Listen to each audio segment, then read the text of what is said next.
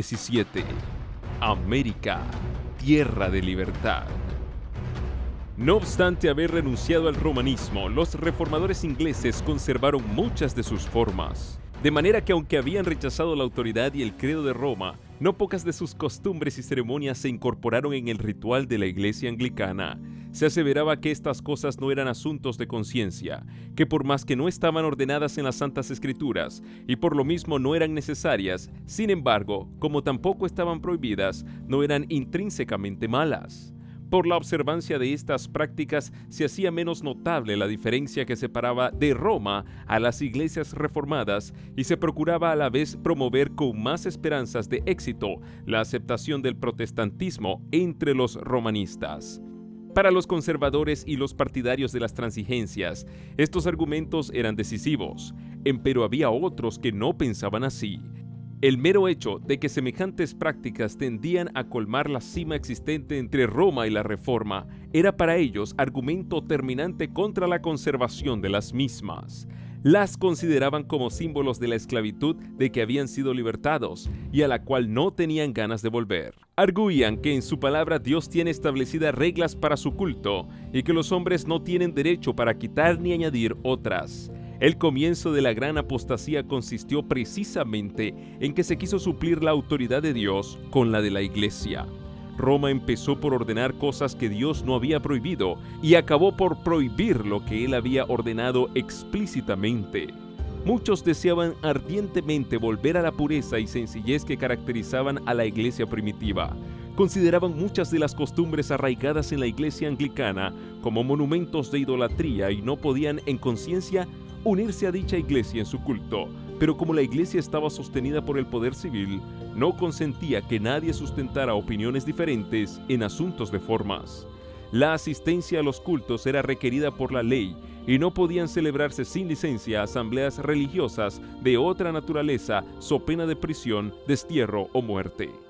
A principios del siglo XVII, el monarca que acababa de subir al trono de Inglaterra declaró que estaba resuelto a hacer que los puritanos se conformaran o de lo contrario, que fueran expulsados del país o tratados todavía peor. Acechados, perseguidos, apresados, no esperaban mejores días para lo porvenir, y muchos se convencieron de que para los que deseaban servir a Dios, según el dictado de su conciencia, Inglaterra había dejado de ser lugar habitable. Algunos decidieron refugiarse en Holanda. A fin de lograrlo tuvieron que sufrir pérdidas, cárceles y mil dificultades. Frustrábanse sus planes y eran entregados en manos de sus enemigos. Pero al fin triunfó su firme perseverancia y encontraron refugio en las playas hospitalarias de la República Holandesa. En su fuga, habían tenido que abandonar sus casas, sus bienes y sus medios de subsistencia. Eran forasteros en tierra extraña, entre gente de costumbres y de lengua diferentes de las de ellos. Se vieron obligados a ocuparse en trabajos desconocidos hasta entonces para ellos, a fin de ganarse el pan de cada día. Hombres de mediana edad que se habían ocupado durante toda su vida en labrar la tierra, se vieron en la necesidad de aprender oficios mecánicos. Pero se acomodaron animosamente a la situación y no perdieron tiempo en la ociosidad ni en quejas inútiles. Aunque afectados a menudo por la pobreza, daban gracias a Dios por las bendiciones que les concedía y se regocijaban de poder tener comunión espiritual sin que se les molestara. Comprendían que eran peregrinos y no se preocupaban mucho por aquellas cosas, sino que levantaban la vista al cielo, su anhelada patria, y serenaban su espíritu. Aunque vivían en el destierro y en medio de contratiempos, crecían su amor y su fe. Confiaban en las promesas del Señor, el cual no los olvidó en el tiempo de la prueba. Sus ángeles estaban a su lado para animarlos y sostenerlos, y cuando les pareció ver la mano de Dios señalándoles hacia más allá del mar, una tierra en donde podrían fundar un estado y dejar a sus hijos el precioso legado de la libertad religiosa, avanzaron sin miedo por el camino que la providencia les indicaba. Dios había permitido que viniesen pruebas sobre su pueblo con el fin de habilitarlo para la realización de los planes misericordiosos que Él tenía preparados para ellos. La iglesia había sido humillada para ser después ensalzada. Dios iba a manifestar su poder en ella e iba a dar al mundo otra prueba de que Él no abandona a los que en Él confían. Él había predominado sobre los acontecimientos para conseguir que la ira de Satanás y la conspiración de los malvados redundasen para su gloria y llevaran a su pueblo a un lugar seguro. La persecución y el destierro abrieron el camino de la libertad. En cuanto se vieron obligados a separarse de la iglesia anglicana, los puritanos se unieron en solemne pacto como pueblo libre del Señor para andar juntos en todos sus caminos que les había hecho conocer o en los que Él les notificase. En esto se manifestaba el verdadero espíritu de la Reforma, el principio esencial del protestantismo. Con ese fin partieron los peregrinos de Holanda en busca de un hogar en el Nuevo Mundo. Juan Robinson, su pastor, a quien la providencia impidió que les acompañase, díjoles en su discurso de despedida: «Hermanos, dentro de muy poco tiempo vamos a separarnos, y solo el Señor sabe si viviré para volver a ver vuestros rostros, pero sea cual fuere lo que el Señor disponga, yo os encomiendo a Él y os exhorto ante Dios y sus santos ángeles a que no me sigáis más allá de lo que yo he seguido a Cristo. Si Dios quiere revelaros algo por medio de alguno de sus instrumentos, estad prontos a recibirlo, como lo estuvisteis para recibir la verdad por medio de mi ministerio, pues seguro estoy de que el Señor tiene más verdades y más luces que sacar de su santa palabra». Por mi parte, no puedo deplorar lo bastante la triste condición de las iglesias reformadas que han llegado a un punto final en religión y no quieren ir más allá de lo que fueron los promotores de su reforma. No se puede hacer ir a los luteranos más allá de lo que Lutero vio, y a los calvinistas ya los veis manteniéndose con tenacidad en el punto en que los dejó el gran siervo de Dios, que no lo logró ver todo. Es esta una desgracia por demás digna de lamentar, pues por más que en su tiempo fueron luces que ardieron y brillaron, no llegaron a penetrar todos los planes de Dios, y si vivieran hoy estarían tan dispuestos a recibir la luz adicional como lo estuvieron para aceptar la primera que les fue dispensada. Recordad el pacto de vuestra iglesia, en el que os comprometéis a andar en todos los caminos que el Señor os ha dado u os diere a conocer. Recordad vuestra promesa y el pacto que hiciste con Dios y unos con otros de recibir cualquier verdad y luz que se os muestre en su palabra escrita. Pero con todo, tened cuidado, os ruego, de ver qué es lo que aceptáis como verdad. Examinadlo, consideradlo y comparadlo con otros pasajes de las Escrituras de verdad antes de aceptarlo, porque no es posible que el mundo cristiano, salido hace poco de tan densas tinieblas anticristianas, pueda llegar enseguida a un conocimiento perfecto en todas las cosas. El deseo de tener libertad de conciencia fue lo que dio valor a los peregrinos para exponerse a los peligros de un viaje a través del mar, para soportar las privaciones y riesgos de las soledades selváticas y con la ayuda de Dios echar los cimientos de una gran nación en las playas de América. Y sin embargo, aunque eran honrados y temerosos de Dios, los peregrinos no comprendieron el gran principio de la libertad religiosa, y aquella libertad por cuya consecución se impusieran tantos sacrificios, no estuvieron dispuestos a concederla a otros. Muy pocos, aún entre los más distinguidos pensadores y moralistas del siglo XVII, tuvieron un concepto justo de ese gran principio, esencia del Nuevo Testamento, que reconoce a Dios como único juez de la fe humana. La doctrina que sostiene que Dios concedió a la Iglesia el derecho de regir la conciencia y de definir y castigar la herejía es uno de los errores papales más arraigados. A la vez que los reformadores rechazaban el credo de Roma, no estaban ellos mismos libres por completo del espíritu de intolerancia de ella. Las densas tinieblas en que, a través de los interminables siglos de su dominio, el papado había envuelto a la cristiandad, no se habían disipado del todo. En cierta ocasión, dijo uno de los principales ministros de la colonia de la Bahía de Massachusetts: «La tolerancia fue la que hizo anticristiano al mundo. La Iglesia no se perjudica jamás castigando a los herejes». Los colonos acordaron que solamente los miembros de la Iglesia tendrían voz en el gobierno civil. Organizóse una especie de iglesia de Estado en la cual todos debían contribuir para el sostén del ministerio y los magistrados tenían amplios poderes para suprimir la herejía. De esa manera el poder secular quedaba en manos de la Iglesia y no se hizo esperar mucho el resultado inevitable de semejantes medidas: la persecución. 11 años después de haber sido fundada la primera colonia, llegó Rogelio Williams al Nuevo Mundo. Como los primeros peregrinos, vino para disfrutar de libertad religiosa, pero de ellos se diferenciaba en que él vio lo que pocos de sus contemporáneos habían visto, a saber que esa libertad es derecho inalienable de todos, cualquiera que fuere su credo. Investigó diligentemente la verdad, pensando, como Robinson, que no era posible que hubiese sido recibida ya toda la luz que de la palabra de Dios dimana. Williams fue la primera persona del cristianismo moderno que estableció el gobierno civil de acuerdo con la doctrina de la libertad de conciencia y la igualdad de opiniones ante la ley.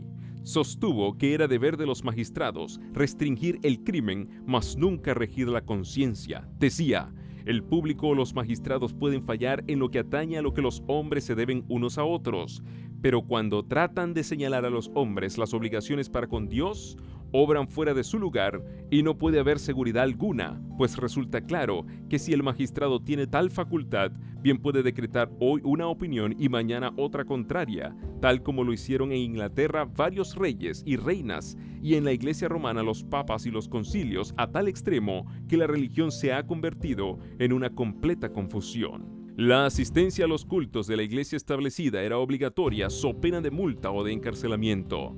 Williams reprobó tal ley. La peor cláusula del código inglés era aquella en la que se obligaba a todos a asistir a la iglesia parroquial. Consideraba él que obligar a hombres de diferente credo a unirse entre sí era una flagrante violación de los derechos naturales del hombre.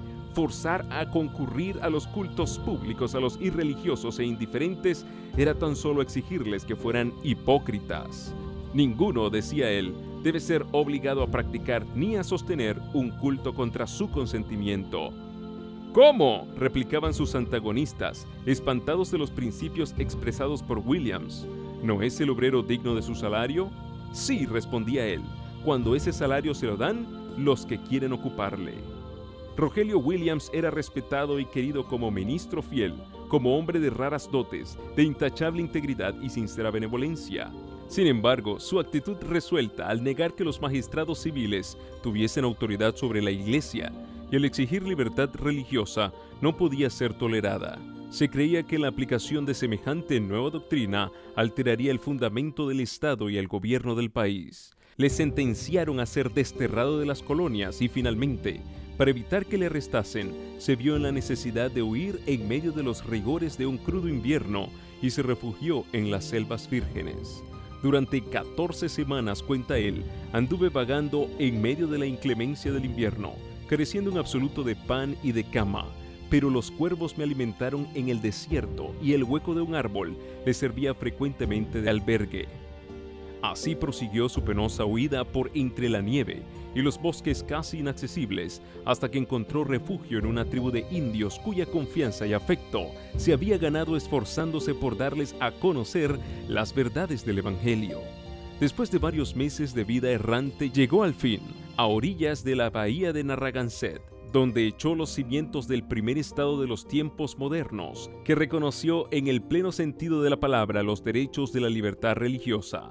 El principio fundamental de la colonia de Rogelio Williams era que cada hombre debía tener libertad para adorar a Dios según el dictado de su propia conciencia. Su pequeño estado, Rhode Island, vino a ser un lugar de refugio para los oprimidos y siguió creciendo y prosperando hasta que su principio fundamental, la libertad civil y religiosa, llegó a ser la piedra angular de la República Americana de los Estados Unidos. En el antiguo documento que nuestros antepasados expidieron como su Carta de Derechos, la Declaración de Independencia, declaraban lo siguiente: sostenemos como evidentes estas verdades, a saber, que todos los hombres han sido creados iguales, que han sido investidos por su Creador con ciertos derechos inalienables, que entre estos están la vida, la libertad y la búsqueda de la felicidad. Y la Constitución garantiza en los términos más explícitos la inviolabilidad de la conciencia.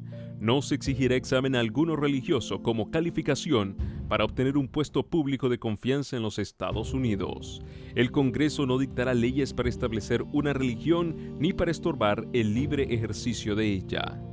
Los que formularon la Constitución reconocieron el principio eterno de que la relación del hombre con Dios se halla por sobre toda legislación humana y que los derechos de la conciencia son inalienables. No se necesitaba argumentar para establecer esta verdad, pues la sentimos en nuestro mismo corazón. Fue este sentimiento el que, desafiando leyes humanas, sostuvo a tantos mártires en tormentos y llamas. Reconocían que su deber para con Dios era superior a los decretos de los hombres y que nadie podía ejercer autoridad sobre sus conciencias. Es un principio innato que nada puede desarraigar. Cuando circuló por los países de Europa la noticia de que había una tierra donde cada hombre podía disfrutar del producto de su trabajo y obedecer a las convicciones de su conciencia, millares se apresuraron a venir al Nuevo Mundo. Las colonias se multiplicaron con rapidez. Por una ley especial, Massachusetts ofreció bienvenida y ayuda, a costa del pueblo, a todos los cristianos de cualquier nacionalidad que pudieran huir a través del Atlántico para escapar de las guerras, del hambre y de la opresión de sus perseguidores. De esa manera, los fugitivos y oprimidos eran, por la ley, considerados como huéspedes de la comunidad. A los 20 años de haberse efectuado el primer desembarco en Plymouth, había ya establecidos en Nueva Inglaterra otros tantos miles de peregrinos. Con el fin de asegurar lo que buscaban, se contentaban con ganar apenas su subsistencia y se acomodaban a una vida de frugalidad y de trabajo. No pedían de aquel suelo, sino la justa retribución de su propio trabajo. Ninguna visión de oro venía a engañarles en su camino. Se conformaban con el progreso lento pero firme de su estado social. Soportaban pacientemente las privaciones de la vida rústica y regaron con sus lágrimas y con el sudor de su frente el árbol de la libertad hasta verlo echar profundas raíces en la tierra. La Biblia era considerada como la base de la fe, la fuente de la sabiduría y la carta magna de la libertad. Sus principios se enseñaban cuidadosamente en los hogares, en las escuelas y en las iglesias, y sus frutos se hicieron manifiestos en lo que se ganó en inteligencia, en pureza y en templanza. Podíase vivir por años entre los puritanos sin ver un borracho, ni oír una blasfemia, ni encontrar un mendigo. Quedaba demostrado que los principios de la Biblia son las más eficaces salvaguardias de la grandeza nacional. Las colonias débiles y aisladas vinieron a convertirse pronto en una confederación de estados poderosos, y el mundo pudo fijarse admirado en la paz y prosperidad de una iglesia sin papa y de un estado sin rey.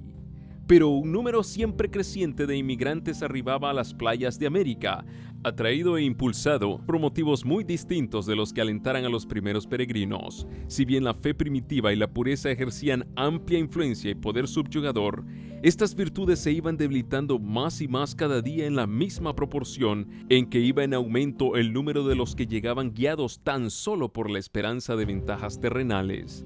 La medida adoptada por los primitivos colonos de no conceder voz ni voto ni tampoco empleo alguno en el gobierno civil, sino a los miembros de la iglesia, produjo resultados perniciosos. Dicha medida había sido tomada para conservar la pureza del Estado, pero dio al fin por resultado la corrupción de la iglesia. Siendo indispensable profesar la religión para poder tomar parte en la votación o para desempeñar un puesto público, muchos se unían a la iglesia tan solo por motivos de conveniencia mundana y de intrigas políticas, sin experimentar un cambio de corazón. Así llegaron las iglesias a componerse en considerable proporción de gente no convertida, y en el ministerio mismo había quienes no solo erraban en la doctrina, sino que ignoraban el poder regenerador del Espíritu Santo. De este modo quedó otra vez demostrado el mal resultado que tan a menudo comprobamos en la historia de la Iglesia desde el tiempo de Constantino hasta hoy, y que da el pretender fundar la Iglesia valiéndose de la ayuda del Estado y el apelar al poder secular para el sostenimiento del Evangelio de aquel que dijo: «Mi reino no es de este mundo». Juan 18:36. El consorcio de la Iglesia con el Estado, por muy poco estrecho que sea, puede en apariencia acercar el mundo a la Iglesia, mientras que en realidad es la Iglesia la que se acerca al mundo. El gran principio que defendieron tan noblemente Robinson y Rogelio Williams, de que la verdad es progresiva y de que los cristianos deberían estar prontos para aceptar toda la luz que proceda de la santa palabra de Dios, lo perdieron de vista sus descendientes. Las iglesias protestantes de América, lo mismo que las de Europa, tan favorecidas al recibir las bendiciones de la Reforma, dejaron de avanzar en el camino que ella les había trazado. Si bien es verdad que de tiempo en tiempo surgieron hombres fieles que proclamaron nuevas verdades y denunciaron el error tanto tiempo acariciado, La mayoría, como los judíos en el tiempo de Cristo, o como los papistas en el de Lutero, se contentaba con creer lo que sus padres habían creído y convivir como ellos habían vivido. De consiguiente, la religión degeneró de nuevo en formalismo, y los errores y las supersticiones que hubieran podido desaparecer de haber seguido la Iglesia avanzando en la luz de la palabra de Dios, se conservaron y siguieron practicándose. De este modo, el espíritu inspirado por la Reforma murió paulatinamente, hasta que llegó a sentirse la necesidad de una reforma en las iglesias protestantes, tanto como se necesitara en la Iglesia romana en tiempo de Lutero. Se notaba el mismo estupor espiritual y la misma mundanalidad, la misma reverencia hacia las opiniones de los hombres y la sustitución de teorías humanas en lugar de las enseñanzas de la palabra de Dios. La vasta circulación que alcanzó la Biblia en los comienzos del siglo XIX y la abundante luz que de esa manera se esparció por todo el mundo no fue seguida por el adelanto correspondiente en el conocimiento de la verdad revelada ni en la religión experimental. Satanás no pudo, como en las edades pasadas, quitarle al pueblo la palabra de Dios que había sido puesta al alcance de todos. Pero para poder alcanzar su objeto, indujo a muchos a tenerla en poca estima. Los hombres descuidaron el estudio de las Sagradas Escrituras y siguieron aceptando interpretaciones torcidas y falsas y conservando doctrinas que no tenían fundamento alguno en la Biblia. Viendo el fracaso de sus esfuerzos para destruir la verdad por medio de la persecución, Satanás había recurrido de nuevo al plan de transigencias que condujo a la apostasía y a la formación de la Iglesia de Roma. Había inducido a los cristianos a que se aliasen no con los paganos, sino con aquellos que por su devoción a las cosas de este mundo demostraban ser tan idólatras como los mismos adoradores de imágenes. Y los resultados de esta unión no fueron menos perniciosos entonces que en épocas anteriores. El orgullo y el despilfarro fueron fomentados bajo el disfraz de la religión y se corrompieron las iglesias. Satanás siguió pervirtiendo las doctrinas de la Biblia y empezaron a echar profundas raíces las tradiciones que iban a perder a millones de almas. La iglesia amparaba y defendía estas tradiciones en lugar de defender la fe que una vez fue entregada a los santos. Así, se degradaron los principios que los reformadores sustentaron y por los cuales sufrieran tanto.